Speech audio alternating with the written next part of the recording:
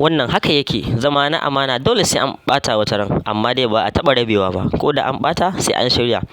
Na ku baka bishi a wannan karan shine nake kokarin kawo muku sabon kundin album ɗina mai suna Farautar So.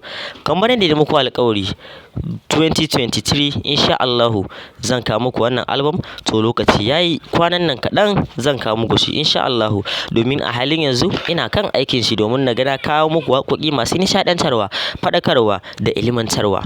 A ciki akwai waƙoƙi da dama wanda da shirya kusu domin masoya. Sai dai kada ku manta sunan album ɗin Farautar So, kuma ga mai buƙatar waƙoƙi na za ku iya shiga cikin YouTube channel ɗita Dares mai suna Abba Baka Bishi TV. Ku shaƙata da wannan.